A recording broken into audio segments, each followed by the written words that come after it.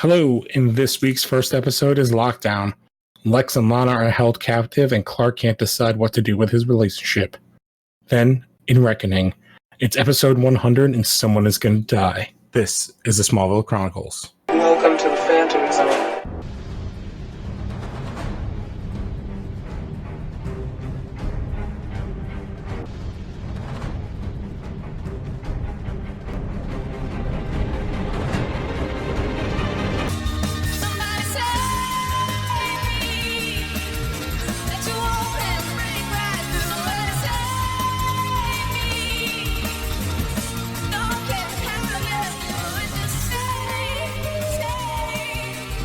Hello, welcome back to Smallville Chronicles. I am Lou Gonzalez, joined as always by Alan Muir. Hello. So we have a pair of really great episodes. I feel like both have like massive, obviously the second one had, but they both have massive ramifications for the entire season and series. Because we technically have two character deaths, decently big character deaths in one in each episode. True. So let's start with this first one. So, because I feel like we're going to spend a ton of time on the second one. So, Lockdown. Basically, we start off at the manor. The race is not going well for Lex, and then two police officers show up, and they're like, "Oh, there's been a bomb threat. You need to evacuate." And Lex is like, "What's going on?" And then he goes to like check his security, and then the cops pull their guns on him. And Lex makes a break for it. Basically, lets his assistant get shot. And then goes into his panic room and then is like, suck it. But then they're like, he can't, like, they've blocked off communications. And then the main officer, Greg Flynn, basically is like, I want to know where the spaceship is. I was going to say, I'm going to look up because I feel like this actor has been in a million things. But so that happens. Clark and Lana are studying, and Lana tries to, make out with Clark, and he kind of backs off. And she gets pissed and she goes to leave and drops her notebook and all the stuff about like her research on the spaceship fallout. And Clark's like, what the hell? And she's like, I've been working with Lex on it. And he's like, this is goddamn weird. And is really pissed about it. And then got back to the mansion and the officer Flynn basically is like, yeah, I'm the only person that survived the attack. Like, and is like, look what they did to me. And shows his like jacked up burnt, like he's like Deadpool looking is that like he's crispy, but I guess it's more like the Spawn movie look. Yeah, like he's like he looks like that. Like his arm is all messed up. This guy's been in a ton of stuff. It actually the way like his it looks, it's very Freddy Krueger-ish. Yes, yeah, but he's been in a bunch of stuff. He's in Modern Family, The Orville. I'm trying to see here. He's been in like a ton of TV stuff. Like everything. Oh, he was in. Oh my god, he's the voice of Mac in Daria. Oh my god! Right? Like, which if you've ever seen Daria, it's the black guy that's on the football team. Because there's only like 4 people in that show that are any sort of minority. But yeah, wow, that's like his first. But that was like his big break. It's his third thing on IMDb. Yeah, but he's been in like a bunch of other stuff too. He was in Buffy. Charmed, which is probably how he got the show. So Clark talks to Martha and they're talking about their relationship, and Martha's like, you should trust Lana like you did with Pete and Chloe. And Clark's like, well, she basically is like, well, unless like you don't think Lana's the one. And Clark's like, well, I don't know who else I could possibly fall in love with. And then Lois walks in, obviously like as kind of like an in-joke, and she's the campaign manager and basically like talking about the finances and stuff. Then we go to Lana's driving, and she's on the phone with Chloe. When the other cop that kidnapped Lex shows up, pulls her over and takes her to the mansion and basically reveals that she is Detective, I'm trying to remember her name. So he's Flynn and she is Harris. So, and then she's basically like, they're engaged to each other. And they're like, yeah, we know that you were there. You were there too. And you saw, and Lana's like, no. And basically they're like, Lex, if you don't come out, we're going to kill her. So Lex comes out. He magically somehow like does stuff where Lana comes to him, and he shoots their communication device. and they go back into the panic room, but then they reveal that Lex has been shot in the chest, which chronologically he's been now shot like twice in like 3 episodes, I think, something like that. Which would be like, since it's still this is the second time he's been shot in his campaign, which would be like for a state campaign, what, like a month? And he should just drop it. Yes, but it does go to like the theory that he is a meta. Yeah, because he's after the meteor shower, he was never sick ever again. Yeah, I never noticed that until you brought it up like the one time, and then like we're in this rewatch, I was like, oh yeah, and like kind of explains how like he gets jacked up all the time and just kind of takes like no time and he's fine again. So we go to Lois, who's at the campaign center, and Jonathan shows up and kicks everyone out. And basically is like, where'd all this money come from for this publicity? And she's like, oh, Lionel gave it to us and he's pissed. And it's like, basically nothing he does is for charity. And then Clark tells Chloe, basically that like Lana's been researching the black ship. And Chloe's basically like, you cannot do this to me. I am like, Lana's my friend and you're my friend. I will not spy on one for the other. And then this is where they basically reveal that Chloe's like got the phone call from Lana, and then they go and check on the car and it's abandoned or something like that. Like Chloe gets a call about Lana's abandoned car because I guess they're living together at university. So they go there. Clarko shows up and Sheriff Adams is checking on the car. He sees that there's a GPS tracker in the wheel well, which he shows to Adams before like he runs away. And Adams is like, basically gets the security alarm from the mansion and calls Harris, who reassures her like, oh, I checked it out and everything's fine.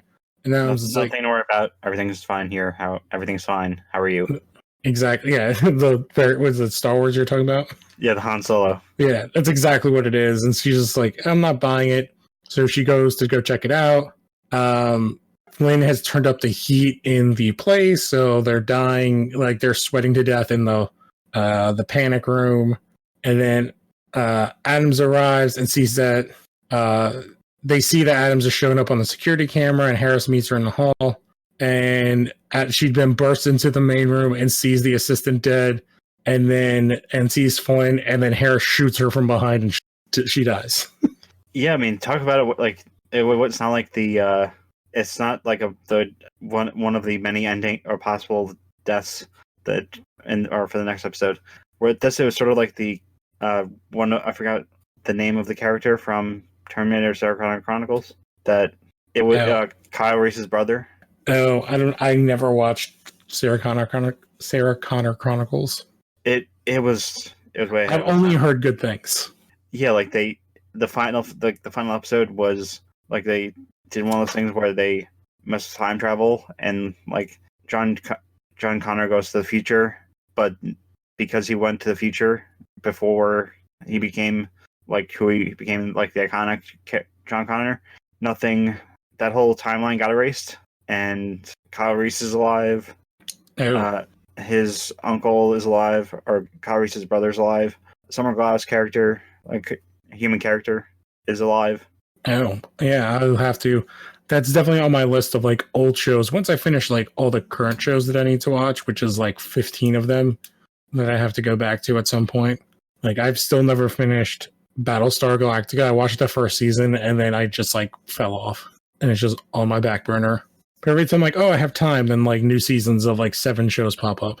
And while we're recording this, it's the launch. It's been the launch of Disney Plus. I know, so exactly. Even more things to worry about, to like watch. The Mandalorian, and for me, it's like the Imagineering story. Yeah, and there's all the old stuff on there. That's awesome. So go back to the episode though. So Clark goes back with Chloe to Daily Planet. They check out the GPS's serial number, find out it's Flynn, figure out he was at the spaceship landing because of some stuff, and they go to see his psychiatrist. Jonathan like flips out to Martha, and she's like, yeah, I took the money. And it's like, it's okay. And like they have a fight about it, which will tie into stuff for next week or for the next episode. Lana's like trying to keep Lex alive and awake, and he's talking about like the dream from Lex Smith to her. And then things like this I love when they just have that little bit of continuity yeah, that just bleeds over. especially for something like a weird episode like that. But Lex also tells her that the ship is gone. He doesn't know where it is, so he can't even tell them. Lex blacks out. Lana opens the vault, and she's like, "All right, he told me where the ship is. I'll take you to the ship, but we need to get he needs help." So It's basically a quid pro quo. yeah, so they leave Lex, and then Clark and Chloe sneak in. They figure out that they hear Flynn talking about the spaceship, so he goes in after Lex. Clark goes there and finds that Adams is dead and Lex is dying. Lana takes him to the warehouse and basically is like, I'm gonna plant explosives and draw the police and press here so that they could come and see the ship. Obviously the ship is gone. And Lana does something with the pipes which burst, and then it messes up Harris, which is the woman. Flynn drops the bomb while Lana battles the woman. Harris beats up Lana. Clark gets Lex to the hospital, and he tells her where Lana is. And then we get super speed to the max and Clark time.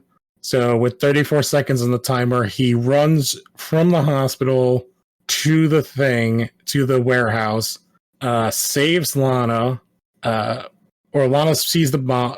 He sees Lana and the bomb. It goes off. Within that time, it's all super slow. He saves her. Flynn and Harris are They're basically just ash. Or no, they don't die. They're just kind of thrown, which is really goofy. But they're taken off. There was a reason. Yeah. Lana admits that it was her idea because she wanted to save Lex's life. And that's kind of where we leave them. And Jonathan's like, all right, we took Lionel's money. He's going to pay for it. And he sells the back nine.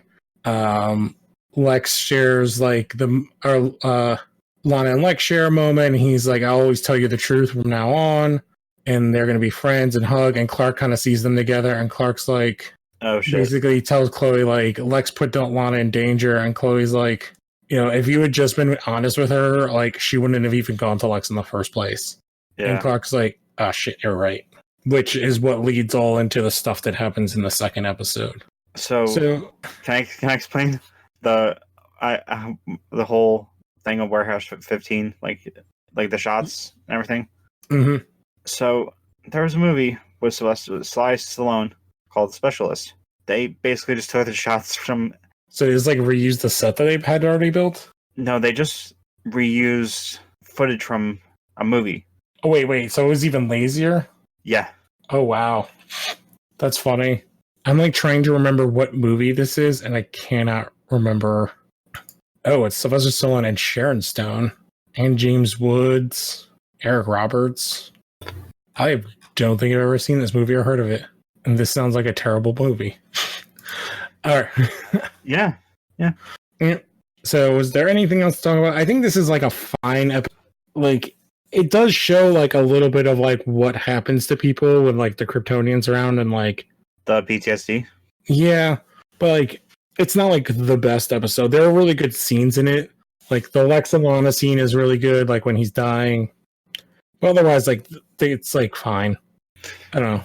I would say it's an A- episode. Yeah. The actress who plays or Sheriff Adams does come back. However, I mean, it's not sort of a odd way to come back. She came back in the Apocalypse episode of season 7, where it was sort of an alternate reality where Clark was never it's the, what do you call it? The other Christmas movie. It's a Wonderful Life. Yeah. Which, and it's just which is kind of what Lexmas is too. No, Lexmas is Family Man. Yeah, Family Man. Yeah. But yeah, okay. Well, I'm glad she came back. I honestly don't remember that episode, but I'm not surprised that they did that. So we jump to episode 100. Oh wait, can I just yeah.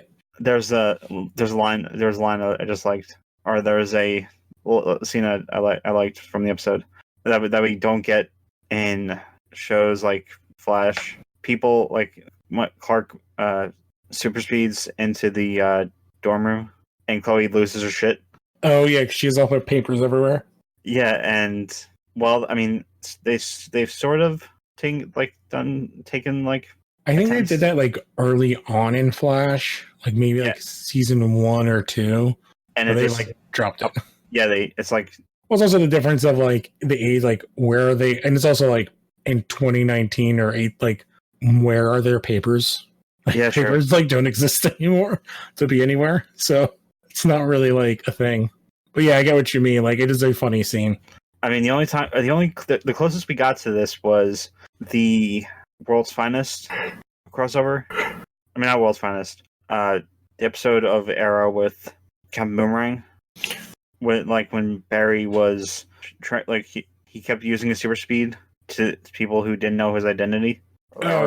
Yeah, I guess we do get it with Diggle all the time. Like, because whenever he grabs Diggle, it's like a running thing that Diggle throws up. Yeah, that throws up or something happens. Which is kind of like a thing that they don't really do in the show either, because like Clark super speeds people all around, and they just like don't Where's even. Whiplash? Yeah, which is kind of what part of the thing that happens in the next episode. So, episode 100. So it's season 5, episode 12. It's episode 100 overall. Written by Kelly Solders and Brian Peterson, directed by Greg Beeman. It came out January 26, 2006. So obviously as a 100th episode, it's very like special. So this is like a huge turn in the entire series, which makes sense because it's almost like the exact halfway point of the series. If it's 10 seasons and every season's like 24-ish episodes, episode 12 in season 5 is like the exact midway point. Because I don't remember if the series is 200 episodes or not. It's got to be like right there, right? It's a little over 200, like between 206 and 200. Yeah, so it's just about halfway there. I mean, it's not necessarily 50%, but it's close. It's as close as it could possibly be. Yeah. So this episode is kind of split into 2. So we'll go over, like, obviously there's like a big delineation point, but so the first part of the episode is basically the fallout from the previous one. So Clark's in his loft, he has like a piece of coal, and he's like thinking about something, and Lana shows up, and she's like, all right, you said you were going to take me somewhere, like you promised, like, I don't understand why I'd need to be wearing snow gear. Although it should still be winter in Kansas, so it still would be cold as hell. So, but basically he takes her to the Kawachi cave and then is like, all right, and then uses the key and they go to the Fortress of Solitude, and she's like, holy shit. Yeah, like this is, it's sort of the opposite of what happened with the Black Spaceship. Yes. And Clark's like, hold on, and like lifts her up in his arms and then super jumps into the like Mario's around. Like, I don't know how he just kind of like jumps around to show her what he can do, and she's just like, so you've been there like this entire time saving my life without me knowing? And Clark's like, yeah, kind of. So she's like, oh, so all those times, like all those things. It's like, yeah.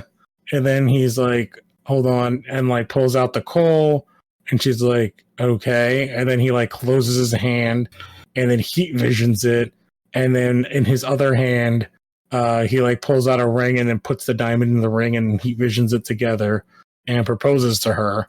And she's like, I don't have an answer for you right now, but she got time to think. This is like a whole lot of shit. Yeah. So then we cut back and we return to Smallville, and Clark tells his parents he proposed to Lana, and Jonathan basically doing Jonathan is like, you don't even live on your own. Yeah, you're like way too young for this. It's basically just a lot of sarcasm. Yeah, he's just like, how are you gonna do all this stuff? And Lana goes to the town apartment, and she gets there just in time to stop Lois from falling off of a chair. And she's just like, yeah, I have a really big decision to make. Clark goes to the Daily Planet and tells Chloe. Chloe's like kind of taken aback, but she's also happy. And that he's lucky to know like so soon what he wants in his life. And Lana goes to the farm and accept Clark's proposal. Lois has an election party at the Talon where they announce that Jonathan won and beat Lex, resulting in a big celebration. Jonathan gets a mysterious call and angrily agrees to meet the caller. Lana gets a call from Lex, who's by himself and drunk and lonely in the mansion. She goes to the mansion, and he's all sad. And he's like, "You have an engagement ring." And he's like, "How can you accept that when he's lied to you so many times?"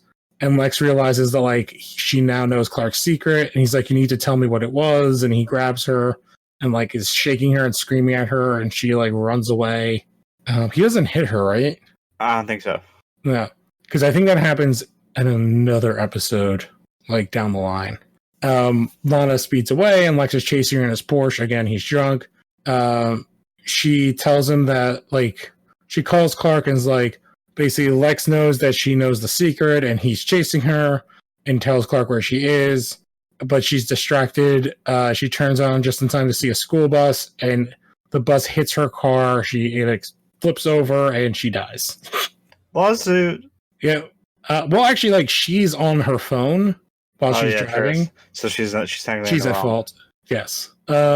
So Clark super speeds there, and he sees Lex, and only to realize he's too late to save Lana. He goes to touch her. He gets blood on his hand, and Jonathan goes to, like, beat the mystery caller and stops and sees him, and basically Clark away from the body, and he's like, "There's nothing you could do," and Clark is just destroyed. So this is kind of the big midway point where everything changes now. So Clark's like, "Oh, Lana's life is the one that Jor-El promised that he would collect when he got resurrected." He goes to the fortress, and he's like, "You can't do this. You have to fix it." And Jor-El's like, "All right, well, this is like a one-shot deal," which just makes no sense to me, which is one of my problems with it. Yeah, it doesn't. It's kind of the time travel rules don't make any sense here. But he basically, like, here's a one-shot crystal, and then it'll reset the day to the beginning of the day. But you can't stop fate. And basically, even if you save Lana, someone else, like, you know, there will always be like a life for a life. And basically, it cuts back to the beginning of the episode with Clark with some coal. And so this is the thing, like, they kind of make it so, like, Clark doesn't remember, but kind of has a feeling of what he needs to change. Which what he changes is so goofy because there's like a million other things he can do. But Lana appears and basically like the beginning, and she's like, "Oh, what do you have there?"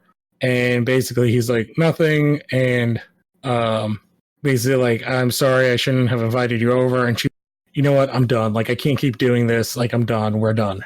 And breaks up with him.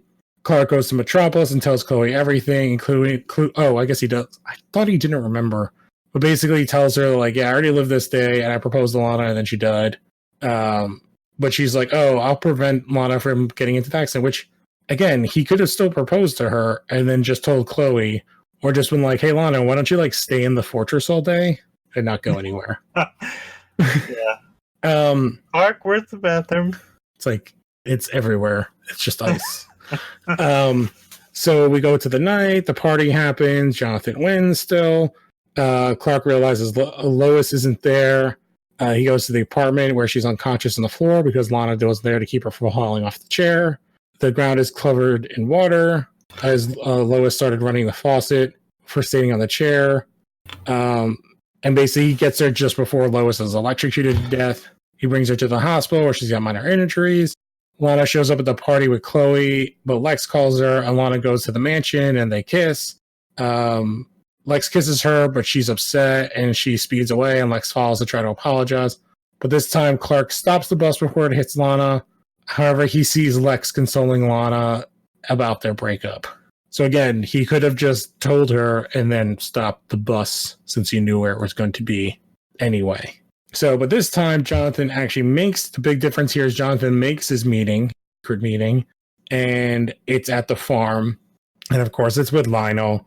And he's like, "All right, now that you're the state senator, you're going to do, and I paid for all this stuff." Like, it's like weirdly out of character for the current Lionel, that like he's all back to being season like 1 Lionel. Yeah, like a cruel bastard. Yeah. And they get into like a fist fight, which basically ends with Jonathan going into a rage and basically tells Lionel to go to hell. And he kind of like Jonathan wanders off, and he's breathing heavy. Well, no, the exact scene is he's giving a speech, or sort of a speech, where he's talking about the differences between the Luthers and the Kents, and he says, "Now why don't you get the hell?" And it's sort of that as he's trying to raise his voice, the heart attack, or heart attack starts happening, and he slowly makes it out to out of the barn and basically collapses, or collapses against the fence. And at first, Martha and Clark are saying, or they think nothing's wrong, but when he collapses, it's just horrible. Yeah, he collapses into their arms, and he looks at them, and then he dies. And Martha and Clark just lose it, and Clark's just like, "No, wake up, wake up, wake up!" And this scene is great. I'll get to it after the end, what my issues are. I haven't even. But basically, we get to the, cut to, I guess, several days later, and it's the funeral, and Clark and Martha are getting ready. Clark is basically feels so guilty because basically his dad is dead because he saved Lois over her.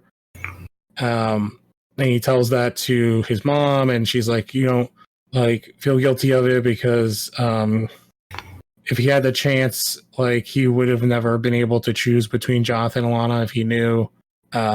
He confesses to hear that he doesn't know if he can be the man that his dad thought he could be, and Martha assures him that he is already becoming the man just by kind of asking the question, and that his dad is so proud of him.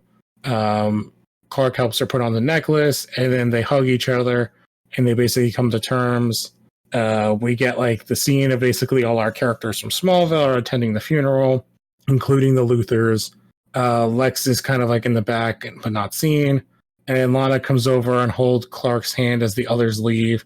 And basically it's I feel like it's a fast-paced thing, and we see kind of everybody kind of go eventually, and eventually Martha and Lana leave as well, and then it kind of ends with Clark just the last person there, and then kind of sprinkling the dirt on top of the casket, and that's where it ends.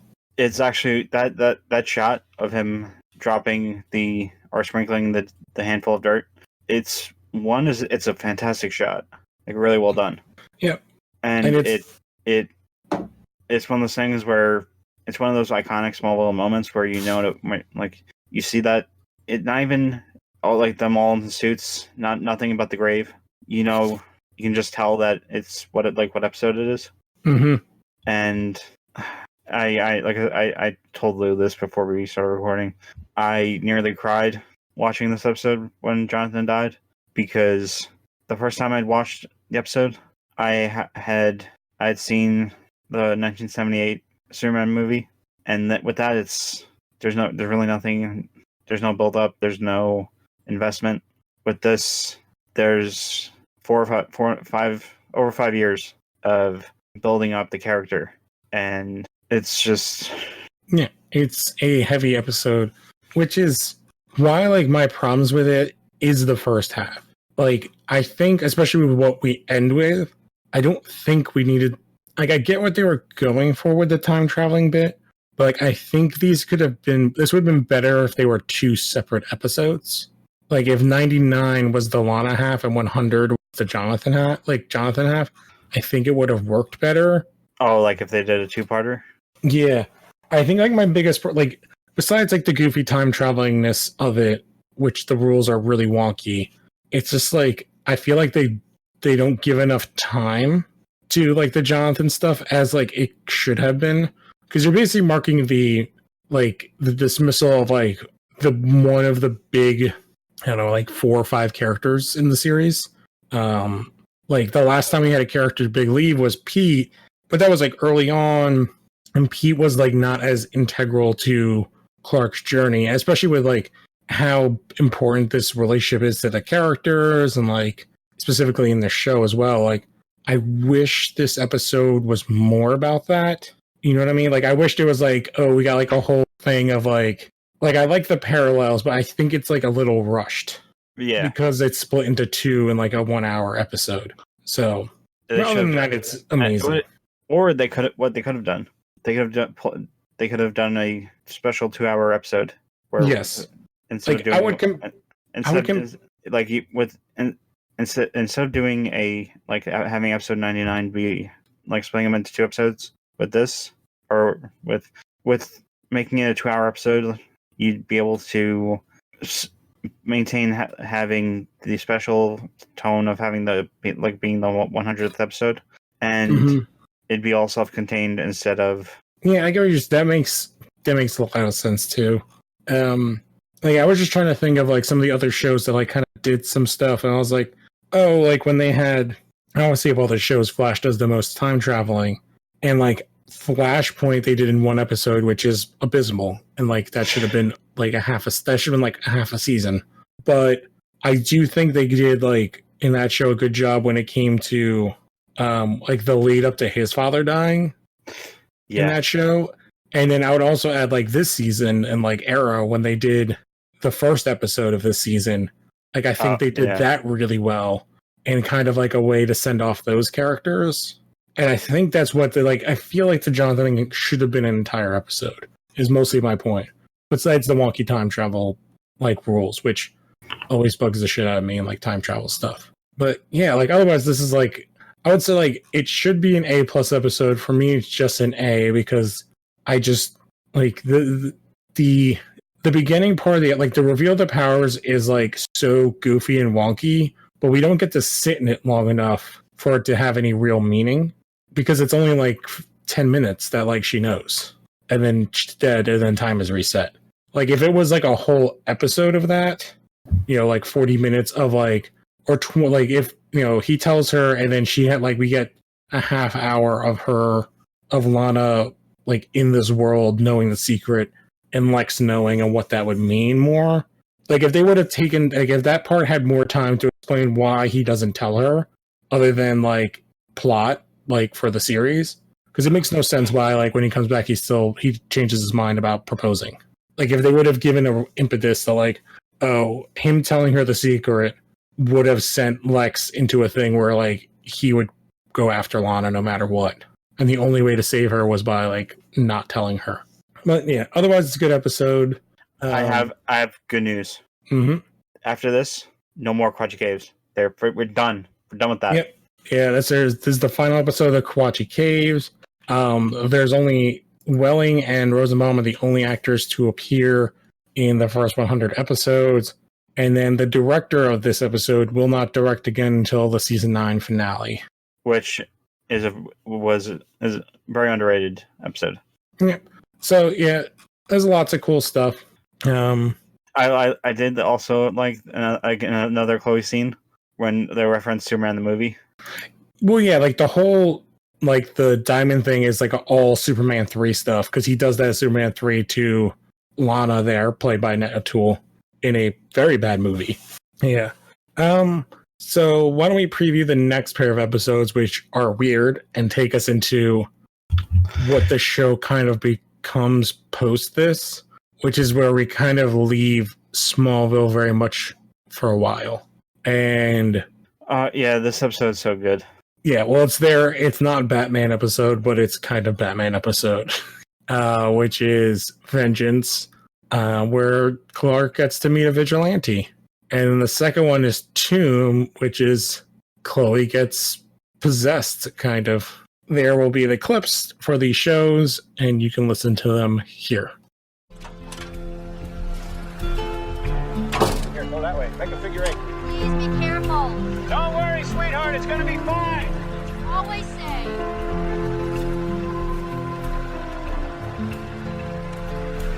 That way? Hang on tight. Are you kidding? This young man's a man of steel. Look at him. Make one more turn. Where are you going? Run and show our son the back 40. After all, it's all going to be his one day, right? Park way by to mommy, son. Bye-bye.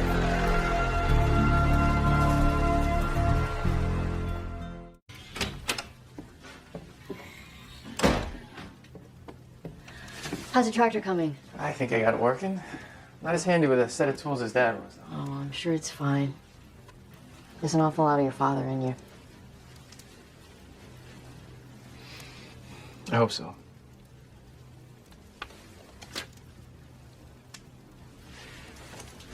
You really understand all that stuff? Most of it. Your mother was a corporate animal once, as hard as that is to believe. It's not. I always thought you could do whatever you wanted to if you put your mind to it. So did Dad.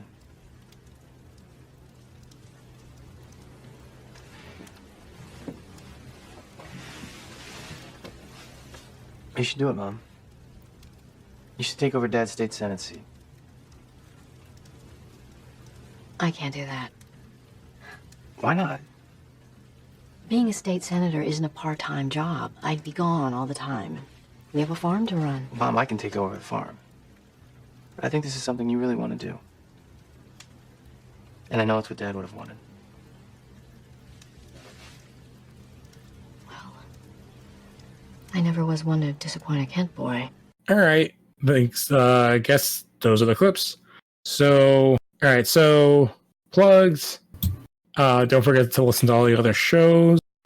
So you have And Now Comics, where we're talking about Crisis on Infinite Earths as the CW shows are getting ready for that. And everything else that is going on the channel. Don't forget to rate, review, and subscribe. Al, you got some new greatness on the horizon.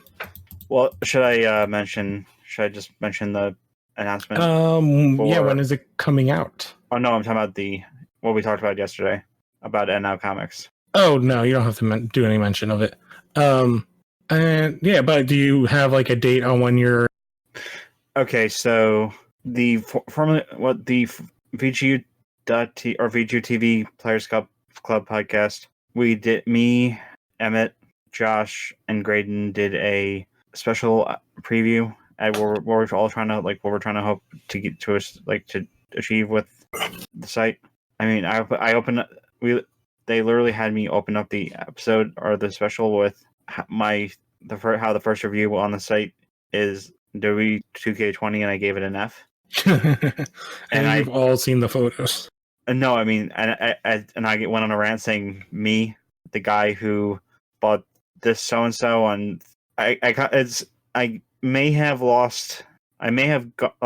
gone dark for a moment or for that bit, where in white rage, and what's mostly that'll be up on the podcast feed. So, or as whenever Emmett gets back to me about it. Yep. So you can find that by searching in your podcast app for, what is the title for them to search for? Oh, it's Players Club Podcast. Yeah. So that's Players _S Club Podcast. That and Emmett is going to be doing an Extra Life stream on the 14th of next month, and he's going to be talking about more. He'll be dishing out more information. So, if certain people, I kind of got in depth on why the rebranding, and the changes, why I left Losar Games or Losar in general. Yeah, good thing. So if you want to hear all that, you can check out that episode of the podcast. And we're still doing this, so yeah, you will be back next time with those 2 other episodes that are not as good as these 2. And then we are halfway through season 5. Yeah. Yep. We only got a couple more not so great ones, and then some really good ones. And we get another member of the Justice League soon. That also makes me sad because he's no longer with us. Yeah. All right. So we'll check you guys next time. I'm Lou Gonzalez. And I'm Alan Muir. This podcast stands for Truth, Justice, and the American Way.